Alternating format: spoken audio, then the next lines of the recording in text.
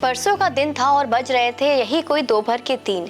अद्वैत चंदन नाम की एक इंस्टाग्राम हैंडल से, जिसमें बकायदा नीली टिक लगी हुई थी और एक साथ 3 फोटोज पोस्ट होती है।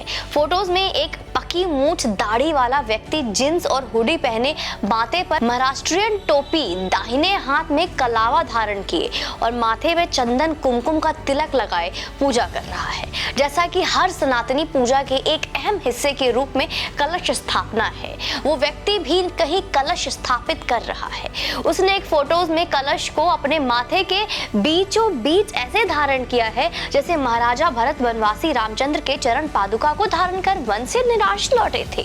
दूसरी तस्वीर में वही व्यक्ति कलश को एक चित्र विग्रह की और आगे बढ़ रहा है और तीसरे में चित्र विग्रह को शायद पुष्पार्पण कर रहा है।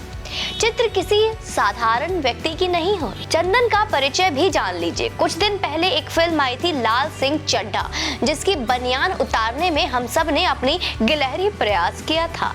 अद्वैत उस फिल्म के डायरेक्टर थे और जिस शख्स की वो फोटो थी वो उसी लाल सिंह चड्ढा के जिसकी पत्नी को भारत में डर लगता था। For the first time, Kiran says, "Should we move out of India?" Now that's a disastrous and very big statement for Kiran to make to me. अब तक आपने कहीं ना कहीं वो तस्वीर देख ही रखी होगी और फिर भी मैं आपको ये सारे तीनों तस्वीर दिखा देती हूँ। क्या आप जानते हैं प्रधानमंत्री नरेंद्र मोदी और उनसे पहले जो भी प्रधानमंत्री बने हैं, आज तक यहाँ के बीच क्या बड़ा अंतर है? क्या आप ये जानते हैं कि योगी आदित्यनाथ और जो भी मुख्यमंत्री बना है, आज तक यहाँ के बीच क्या अंतर है? जवाब है जन स्वीकार्यता का। समझाते हैं कि हम जाते हैं कैसे। मौजूदा प्रधानमंत्री एक प्रधानमंत्री बनने का जो आदर्श खांचा है उसमें फिट तो बिल्कुल भी नहीं बैठ रहे थे। उन पर 2002 के गोधरा कांड के बाद दंगों का आरोप था। पार्टी राजनीतिक आदर्श के उच्चतम बिंदु पर स्थापित होने के लिए अंदर ही अंदर नरेंद्र मोदी को हाशिए पर भेजने के लिए तैयार हो चुकी थी। लेकिन जनमत और जन भावना के आगे कभी किसी संगठन की ना कल चली थी और ना आज चलेगी वाली बात ही थी कि मोदी सभी को किनारे करते हुए 2014 के प्रधानमंत्री उम्मीदवार बने और अपने पार्टी के और अभूतपूर्व जीत भी दर्ज की। योगी आदित्यनाथ जैसा एक व्यक्ति किसी प्रदेश का मुख्यमंत्री सिर्फ और सिर्फ तभी बन सकता है जब वो जनता को स्वीकार्य हो, क्योंकि कोई भी पार्टी एक स्पष्ट छवि वाले व्यक्ति को अपना नेता बनाए, कम से कम इतना कलेजा तो किसी में नहीं है। अब आप कहेंगे आमिर खान की तस्वीर दिखाते दिखाते मैं मोदी और योगी के बारे में क्यों बताने लगी? बताना क्या चाहते हो सुमन जी? तो सुनो, दरअसल मैं आज आपसे थोड़ा गंभीर बात कर रही हूँ। ध्यान से सुनिएगा और लाइक का बटन अभी दबा दीजिए। आमिर की यह तस्वीर ऐसे ही जन स्वीकृति पाने की कोशिश है। अपनी बेटी की शादी घर में करना हो या सनातन रूप में सार्वजनिक प्रदर्शन, दोनों ही इस बात को चीख चीख कर कह रहे हैं कि हम सफल हो रहे हैं अपने मिशन में।